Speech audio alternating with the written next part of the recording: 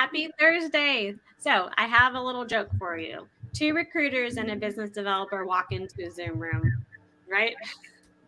There's no punchline. It's just our Zoom today. So I'm here with Milagros and Brandon. They're two of my fantastic team members here at Seven Eagle. And I'm very excited to talk to them a little bit about what kind of the behind the scenes is for and what that means for you guys as talent or companies that are looking to work with us. And hopefully we can put some of those myths aside and you guys can see us for who we are, which is three fun individuals that just really like to help veterans and military spouses and companies get the best talent. So for those who don't know me, I'm Brenna. I've been here at Seven Eagle for a few months now. And I do a little bit of recruiting. I do a lot of our business development, and I'm working now on our cohorts that we have set up where we help military members in their skill bridge pivot to careers in sales, business development, and the IT tech world. We have a few others in the work, so stay tuned for those if you are looking to make a career pivot or you're looking to just kind of dive further into the world of tech and cyber. And then we've got Milagros. You want to introduce yourself? Sure. My name is Milagros Carmen. I'm here to help any individuals that are looking for skill bridges, internships. You let me know, and I'm here. I'm really here to help. I enjoy helping. I am genuine about my efforts to really place you in the best position possible. Brandon? Yeah. So Brandon Carpenter, Air Force veteran, spent some time, about 13 years in service. Then I took the opportunity to jump into a skill bridge program, which was with Seven Eagle Group. Loving it, the opportunity for remote work, flexibility, and helping veterans all the way. Awesome. Yes. So I'm a military spouse. Milagros, you served in the Army. I did. I served in the Army. I'm actually still currently a reservist. So I'm still helping, veterans, serving veterans, basically. Yeah. So that's something that we really love here at Seven Eagle is we've got, military spouses, veterans. We've got people that are still, serving in the Guard or Reserves. And we've got a whole team behind the scenes, even more behind, that just make sure that we are setting our talent up for success and that we're making sure that the clients are getting interview-ready candidates. We're passionate about what we do, and we have a good time. So I've seen floating around on LinkedIn a lot about thank you notes.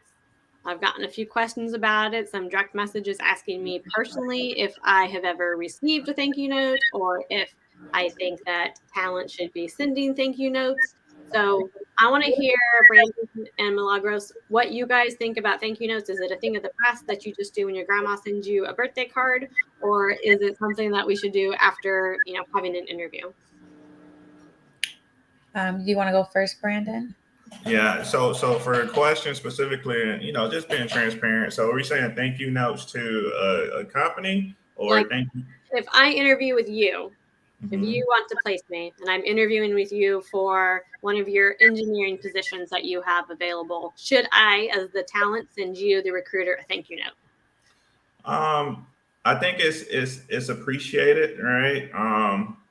At the end of the day, me being honest, I don't think that that thank you note is going to, it's appreciated, but is that going to leverage from your experience, your education piece, and are you the best fit for that position, right? Because I think a lot of times or sometimes what can happen is, some people may think that may boost them in a sense, but you kind of got to just look between the lines on that one. So if somebody is truly appreciative, I think you can kind of see that in the message, right? They're a great candidate. You had a great experience with them. It was pretty straightforward on the line, and a lot of times they just truly appreciate you for what you did for them. And for me, I think that's one of the things about the job that I kind of really do appreciate because that's rewarding for me knowing that I was able to help this person, especially when I can help them land a position. And once they see that appreciation from it, I appreciate that. So you see that the appreciation is going to shine through no matter what, but you're going to make sure that the person is a good fit for the position. Ultimately. Exactly. Okay. Milagros? I am very similar to Brendan's um, kind of view on that. But I also think just shooting that thank you note, it's never going to hurt. It's always going to be something that's a positive. I will never say, oh, don't worry about that. Don't even go out of your way to do that, because I think that gives us the understanding, like, oh, we're doing what is making a difference, and we know we are, but it's a good, it's positive going out will always have positive coming back in, and we'll always remember, like, oh, that guy, I remember them, they were so kind to me when I was helping them. We're always going to want to help. So I think it's not a bad thing, for sure. Not that it's going to make a big difference, like, oh, am I going to get the position, am I not? No, we're trying to fit you in the perfect, position that's going to fit your background. But thank yous are never a bad thing. Yeah, I agree. It could be a good thing, but having that feeling of helping somebody is also. We're gonna add something, Brandon. No, I was saying I definitely like that. What Carmen had to put in, I like that. Now, I love getting thank you notes, but I also send thank you notes. So maybe that is just kind of my You're old school. my old school. I have my stamps in my wallet.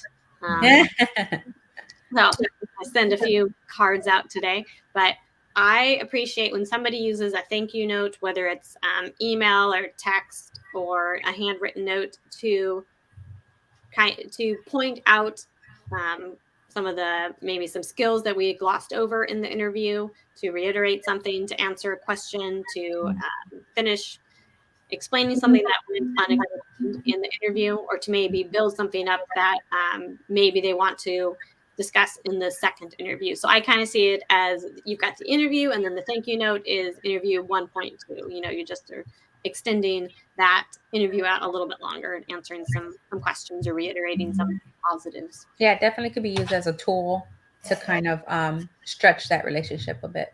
Yeah. And we look at, so at 7 Eagle, we go through, I think our average is about 50 resumes before we present somebody to the client.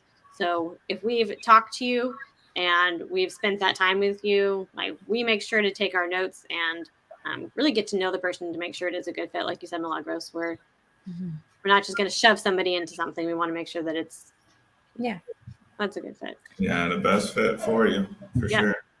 Yeah, I had a candidate not too long ago. I won't put any names out there, but I think kind of goes along the lines of the appreciation pieces, where I feel like a lot of times folks won't know what they're eligible for, or they're a great fit for, until they have that recruiter helping them kind of, hey, you're a perfect fit for this. Like, I'm convincing you that you're a great fit. Your resume speaks for itself. And now that I met you, so I really think, and so to tie it into that thank you piece, the candidate, went through the interview process. They loved them, and he really showed that appreciation. But I don't think he would have initially took that leap until, on that end, it's like, hey, you're a fit for this. You know what I mean?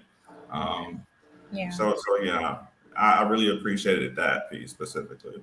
Yeah. All right. So let's move to another hot topic that we see: dropping your resume into a talent network database, which all recruiting firms have and companies have, versus kind of just applying for a job here and there. So I think that you should do both. If you're going to drop your resume into 7 Eagle, into our talent database, that gives us the ability to do keyword searches, to find you guys if we have an opening. But at the same time, applying for specific jobs is going to be beneficial, because then you land straight into the pipeline. So I say do both. Drop your information in our talent database, but also keep your eye on the open job board as you progress through your career or your job search. What are your thoughts, guys?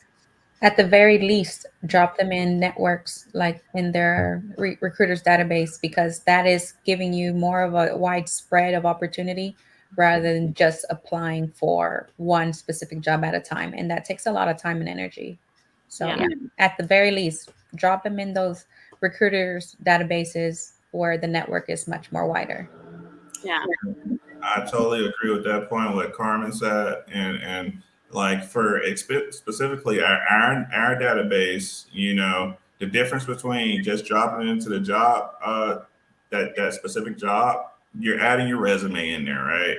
We can kind of see a layout of who you are, but there may be some information that's not on the resume, like our database network kind of asks you specific questions to identify who you are, what you want to do, where you want to be.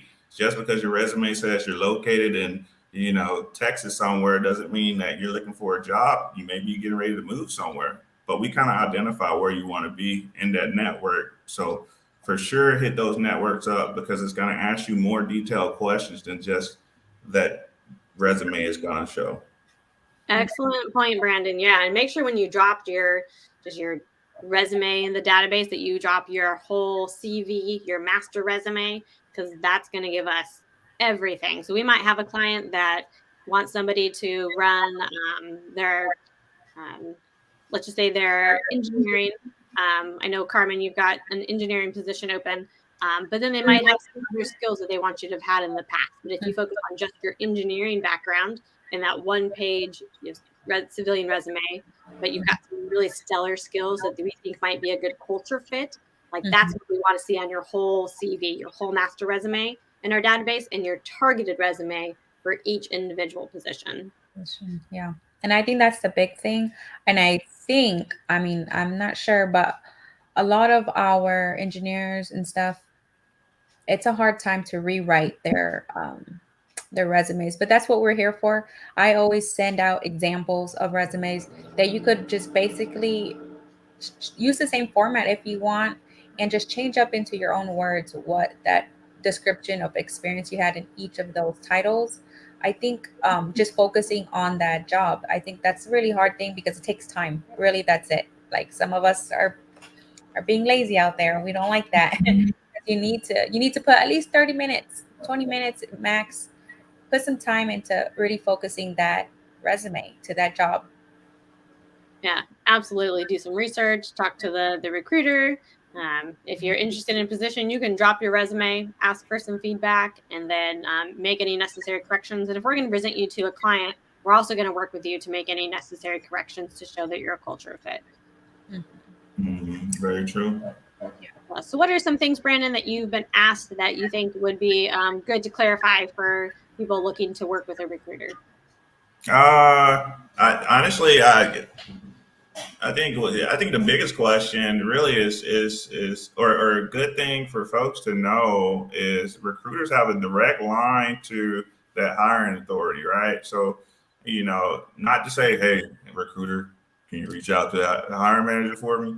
But more so to say, if you're a great fit, you're going to be able to boost your chances by working with a recruiter for us to see that on that resume, speak to you, and be able to directly present you to that hiring manager versus going through a pile of 1,000 or 100 or 50 applicants. So that's a great benefit for having a recruiter, and I think that's one of the questions. So, like, why should I go with you? I can apply by myself. I had a candidate ask me that once, and I was like, well, yeah, you can, but your chances may be a little bit different with being seen, right? So, Yeah. That's a bigger benefit for sure. Yeah. I don't think they see that behind the scenes. Yeah, because we have meetings with our clients on a weekly basis. So we're getting to know how their office is changing. When people see a job description, you're just out there on Indeed looking at job descriptions, that could be 5 years old from the last time they hired that position, and then that person leaves and they need to hire right away, and they're just pulling that old job description, but it doesn't necessarily pair up with what the client actually needs in reality. We like to equate it to buying a house. You have a big list of the 18 things that you really want in a house, a walk-in closet you want, that magical door between the walk-in closet and your bedroom, so that when you're coming from the laundry room, you don't have to go into your bedroom. Like, it's just this magical thing. You want outlets here, you want space over the attic for or for over the garage for storage.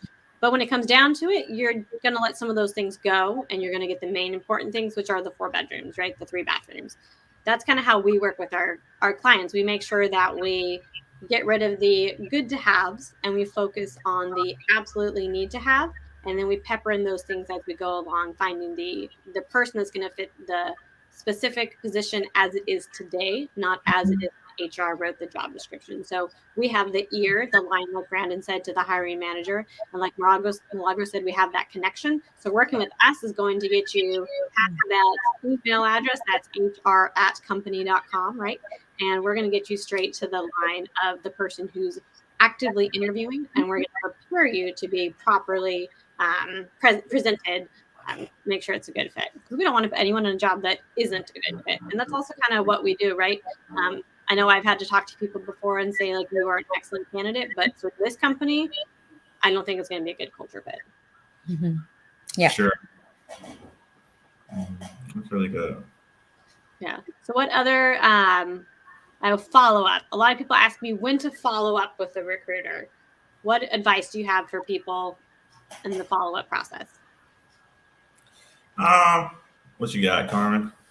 I would say the timeline differs, because some are like hiring more back to back, and some clients are kind of waiting and they have other things on their hands. So at least 3 business days. Because if it started on a Friday, you submitted on Monday, they're probably not going to be ready for you until the mid of that week, to get a follow up and to get some kind of feedback. So always be patient on that part, because it's going through different channels and through different, emails. So just be patient. It's always a good thing. Just giving some time to know these kinds of things take a little bit of time, but 3 to 10 business days, you should always try to follow up between that time frame. Yeah, I think that's a good timeline. I would say exactly what Carmen said, specifically, just due to the fact that maybe we don't have an exact answer from that hiring manager saying like, hey, they're ready to follow up yet, but you pinging a recruiter on that piece within like that initial, let's say that 3 day period, and then that's something that the recruiter should be transparent with you and say, hey, give me a little bit more time to get feedback.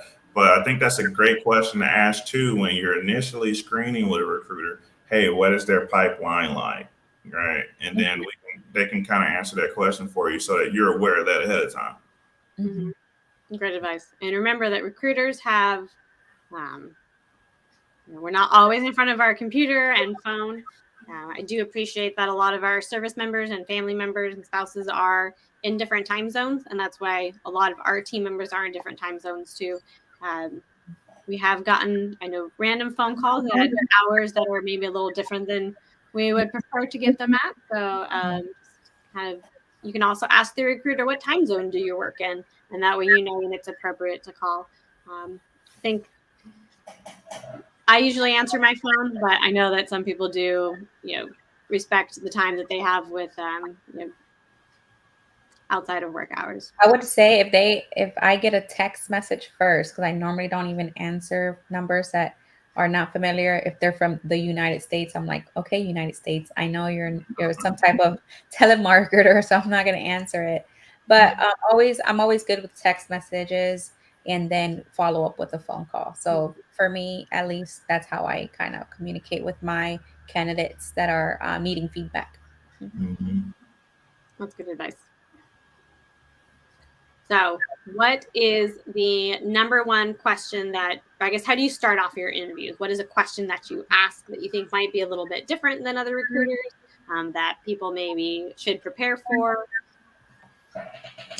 So for me, I don't know. I kind of fill it out. I think I'm a really really good people person. I'm talkative too, but sometimes that can be a bad thing. I need to shut up sometimes. But anyways, the initial what I kind of get through initially is kind of figuring out if some of the no crap requirements are kind of met before I start breaking into a lot of things. So I'll normally ask, hey, based off the resume, because this could change and it may be an old resume that the current position they're working, they're not there anymore. So that's kind of where I normally lead the conversation. And based off of that, it kind of leads into my next question of what are they trying to get out of their next position? Because that can kind of give open-ended questions, and they can kind of explain themselves and start talking through that. And then I'll ask, hey, what are you kind of projecting for as an annual salary? What would you like to make? and see if we have any wiggle room there, because we do have, salary bands that we're trying to meet for those positions. And then I'll break off into the details about the position. If, those three questions kind of screen kind of seems like it's a good fit for them, then we'll discuss further. Yeah, I like how you bring that up, Brandon, because as we ask those exploratory questions, we know what positions that we have to offer at Seven Eagle. And there are times that I've interviewed someone and I've been able to send them to one of our other openings because I know that the one that they're interviewing for, even though on paper it seems like it might be where they want to go, but once you start discussing their career aspirations and goals, you realize that it's not. But hey, we have this other opening. Like, let's see if we can shift you into that pipeline. Mm-hmm. For me, I think I just go with the standard 4 questions. I really don't go outside of that box because those 4 questions that I normally ask kind of hit each section that I want to know about that candidate. I want to know if they're a veteran. I asked, are you a veteran? Are you a military spouse? Can you tell me your story? And then I kind of get to know them a little bit, what they want to share, what they're comfortable with. And so that kind of tells me which way I'm going. If they're a SkillBridge candidate, they tell me which branch they're working at, what kind of experience that they have behind them, the skills that they've collected over the years. So that really just helps me get to know them in the beginning. That's the first question that I normally go off with. Who are they? What is their background? Tell me a little bit about themselves. So that kind of gives me a gauge of what they're comfortable with, what they're searching for, and then I go into like Brandon said, location wise, where are you right now? Where do you want to be? Mm-hmm. Yeah. Because with our service members, everyone gets that last move, and some people decide to stay, where they are, retiring at the base that they were last at. Other people do want to move, whether it's where there's going to be a job opportunity or maybe a dream location, and including that stuff, like Brandon said, in your resume. And when we ask you those questions, that's great information to include and to discuss with us when Milagros asks those questions. Because that's time to kind of discuss, like, we've all lived around the world and the country, and we might even be able to provide some insight if you were wondering, like, oh, I'd like to maybe move to Georgia. We have lots of team members in Georgia, and we could even help direct you to one of them if you have any questions. So we love to get to know our talent, and we love to get to know our clients, and we make sure that it is a good fit. Yeah, for sure. Yeah. So on a resume, what kind of draws you in? Have you seen anything specific that has really stood out to you? Because we look at resumes all day and very, very quickly, and we learn to just pick things out. I think I've seen studies say that we look at them for 7 seconds. I've seen studies say that recruiters look at them for 30. What is something that makes a resume stand out to you guys? I really like when they put their relevant information up top because that's what I'm looking through. I don't want to have to scroll all the way down and say, oh, there's their experience that matches because all this other stuff wasn't making any sense in the beginning. And I'm about to just move on to the next resume, but then I catch that at the very last minute or second, right? So I like resumes that are all relevant information up top, even if it was a job that, because it's always on a timeline, right? They have their timeline. Put even if the timeline isn't matching up, I would put that relevant information up top and then have the timeline below that because that relevant information is just right there in my face, and I'm able to say, hey, that candidate's probably a good fit. Let me put them into my pipeline. Mm-hmm. No, I really can't add too much more on that one. That's my nail in the coffin. Relevant up top. I'm with that. And just to add to, I think every job is kind of different of what kind of catches your eye, but it ties into that relevant information for that position. So going back to before you drop that resume, if you're trying to get a better look, right? I would say you kind of see the keywords that they're looking for specifically. So that's going to catch my eye. I'm telling you, initially, right, based off the resume, if I see specific keywords that I know this position is looking for, I'm going to see that. Yeah. And remembering that different jobs or the same jobs can have different job titles. So you might have been sales. One company might call it sales. One might call it partner development. One might call it business development or client development. Yeah. So keeping in mind that when you are it's picking those keywords that you're using, the keywords that the company is using. Asking the recruiter, what are some keywords I could pepper in there? Or if you did sales for XYZ company, and it's on your resume, you could put under your skills sales / business development, and that way when we're doing that keyword search, that's going to pop up. Yeah, for sure. So when you're looking to apply for jobs, I recommend that people print out job descriptions of jobs they would like to have, so they can see some of the common keywords that are being used currently, especially if you're a military spouse and your last resume is a few years old. Make sure that you're looking at current job descriptions to see how the words have changed since the last time you applied for a job. Mm-hmm. Yeah. Anything else? Oh, go ahead, Okay. You guys see that question in the chat? Hello, I'm currently working in logistics, IT. Something that can make more marketable. Okay. That was a great question. Who wants to take that? Brandon, Milagros? I think it's always skills, hands-on kind of experience is what leverages a lot of that eye-catching kind of resume. Like, oh, they have a 2 to 3 years actually doing the work. I think that makes a big difference, and I think that's always the hard part, right? Is getting that hands-on experience. Aside from getting the certificates. I know I've seen a lot of people getting their bachelor's and their master's in IT or in cybersecurity. Schooling is never going to be bad. So always being a forward learner and not thinking of it as like work, but just growing your your knowledge in what you love to do. Yeah, I think that's definitely a good point, is being a lifelong learner and showing a company you're going to be a lifelong learner.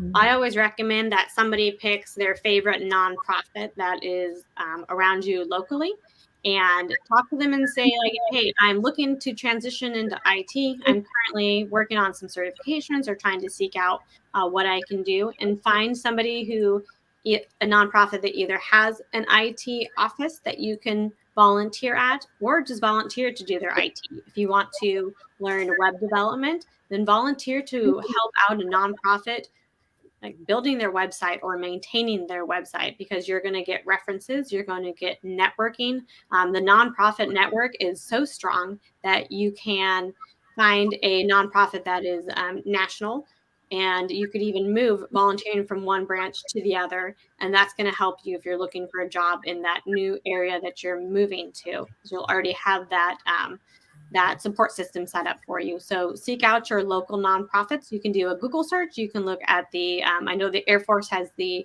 the military has a combined federal campaign. You can look through that pamphlet and see which ones speak to you locally and apply with them. You can also go to the United Way website and click on the volunteer button for your local area, and that will show who is looking for either general volunteers or board members. Mm-hmm. And Seven Eagle is trying to help in that regard to get you guys some hands-on experience. We're starting to grow some cohorts and build that up for you guys, so you guys that are transitioning into IT could have that access to grow and to learn and to be able to say, hey, I do have some hands-on experience to leverage your marketability. Yep, absolutely. You can email me. It's Brenna, BRENNA, at 7eagle.com, or you can go to our website and make sure to drop your stuff as a skill bridger, and then apply for one of those cohorts that we have that will lead you into IT tech, or one of the tech sales cohorts. Now, Brenna, for that cohort, is that specifically just for clarification for skill bridgers? Currently, it is, yes. Okay. We will be expanding, and we have some stuff on the horizon, but right now it is specific to SkillBridge, so that we can make sure that we're getting you guys trained up and ready to go. As we know, Seven Eagle loves our SkillBridge and our spouses and veterans, and we're doing everything we can to get programs set up for everyone so we can get you guys meaningfully employed. Totally agree. And just to jump on that train really quickly about the nonprofit. So there was one I ran. Well, a candidate actually told me about it the other day. And it's no way am I just promoting specific ones, but check out the I know Purdue University. They does for veterans and military transitioning service members a free online cybersecurity workforce certification training.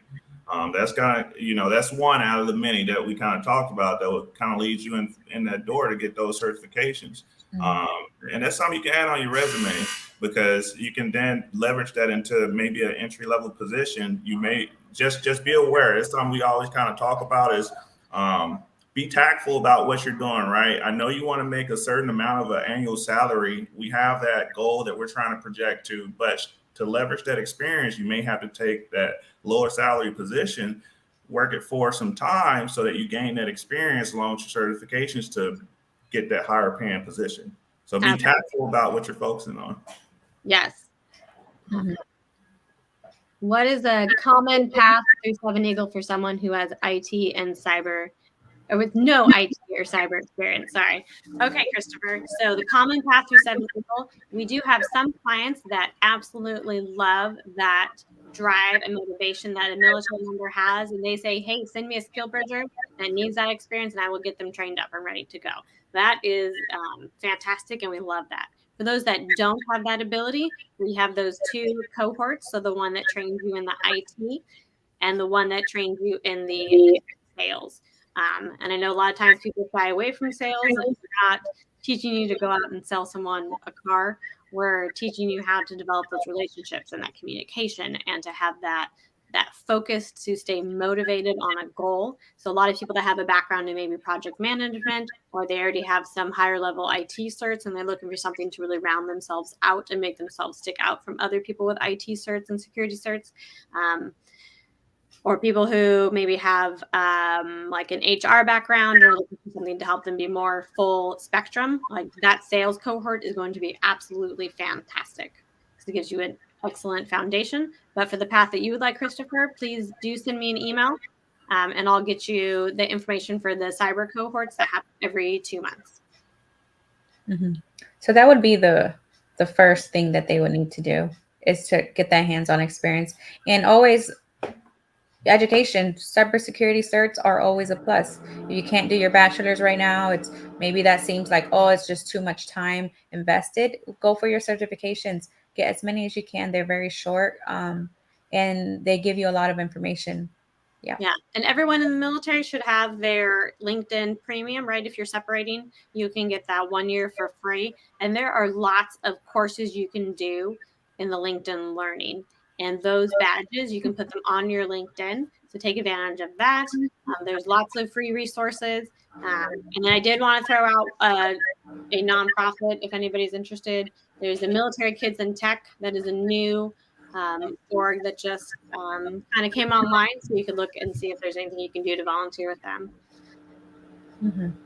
Kiko, thanks for your message about Milagros and Brandon looking good. I agree. They are a fabulous bunch to work with. Are you looking good too, Brenna? Well, I thank you, Milagros. My sticky background wallpaper. I love it. That background paper is great. No, I really like the questions coming in. Like, I love that. Yeah, that's awesome. Thank you guys for commenting. I love it too. I appreciate that. So many people on our team here actually have that tech background, and they enjoy going into either business development or recruiting because they're able to use that knowledge that they have with the hands-on, but then apply it in a different way. And then the fact that a lot of people are veterans too, it really helps transitioning service members and spouses because we can see something on your resume and we know that I'm like, okay, this makes sense. But an employer is going to look at it and say, I've absolutely no clue what they're talking about, right? But we're able to help you guys translate those experiences so that it makes sense on a resume. And we can talk to our clients ahead of time and say, hey, we've got this really, great, talent. We've got Jose. He's fantastic. He's got all these skills. And we can also help translate that in civilians speak a little bit beforehand before we present you. So it's this partnership that we have is fantastic, and it helps really keep the process smooth so that everybody ends up in an excellent location when they separate from the military. Yep. Amen to that. Any other questions or advice you guys would like to drop? Any advice for people that are separating from the military? Maybe some things that you faced that were a surprise to you both?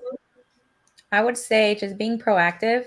I feel like the younger kind of exiting military soon to be veterans, they are not as proactive as they should be. The older ones, they're on it. They really know how to maneuver through exiting out of the military. They know that they have to ask questions. They know all these kinds of things. But the younger ones, you guys need to have more proactive questioning and kind of digging through what your opportunities are out there, because there's a lot of opportunities and networking that you can do to kind of get what you want and what you deserve.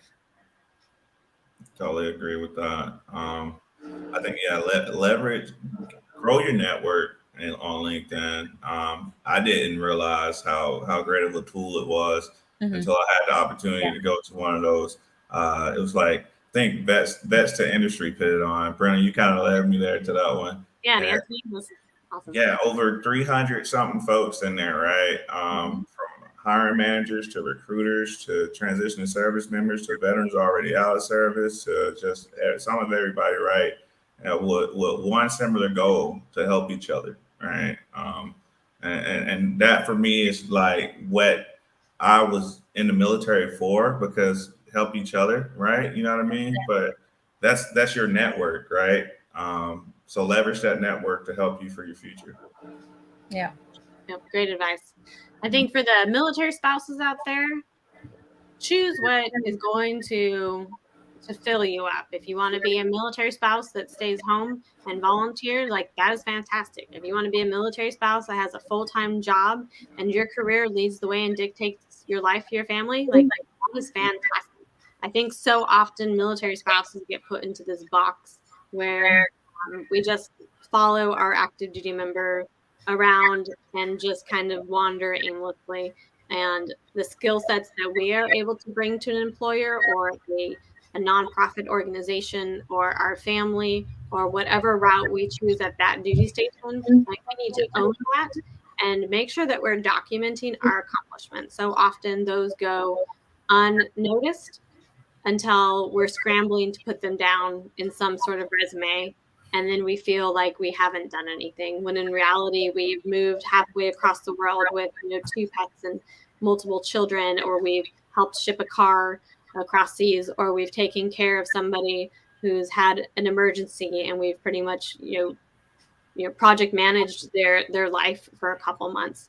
So I think that we sell ourselves short so often. And I would love to see military spouses and the community continue to acknowledge what we have accomplished and what we can accomplish, and really advocate for everyone out there to make sure that we're being meaningfully employed and that it is something that we are choosing to do, not just something that has been placed on us because stereotypically, we are good at baking cookies. I do make really good cookies, but I'm also really good at a million other things that have nothing to do with my life, in the kitchen, supporting my husband and raising my 4 children. I bake cookies too. I did some last night, sugar cookies. So. Oh, I gotta send you my address. Let me know. But I did buy cookies last night for my daughter's birthday, because I figured if I was gonna send cookies in for a bunch of 2-year-olds, I would just send in cookies that I know are gonna get dropped on the floor. Yeah. Well, happy birthday to her. Yeah, my little baby. She's not a baby anymore. That's sweet. Yeah. Awesome. Well, thank you guys for all the questions today. And please check out 7eagle.com. Again, you can reach out to Brandon or Milagros or myself if you guys need anything. We would love to help you with your transition.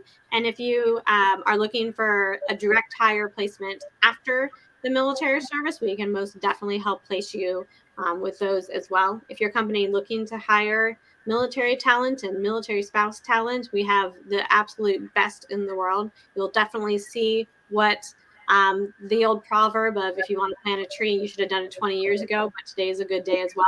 Well, the military planted that tree 20 years ago, and we now have all this talent who is absolutely fantastic and motivated and able to acclimate to your company culture, and we would love to place them with you. So please reach out to me, and I can definitely set that up and get you on the ground running with our fabulous recruiters and sourcers and everyone here at Seven Eagle as we make sure that we have a team approach and we set everybody up for success and we have a good time doing it, right? Yes, we have a great time. Awesome. Do you guys have any last words of advice, Brandon and Milagros? No, we're good to go. You guys can reach out to us via LinkedIn, and we're always happy to chat with you. Likewise. Awesome. Well, thank you so much, everybody. And thanks to Jethro, who does all of our videography behind the scenes. So thank you so much. Have a great Thursday and reach out if you need anything. All right.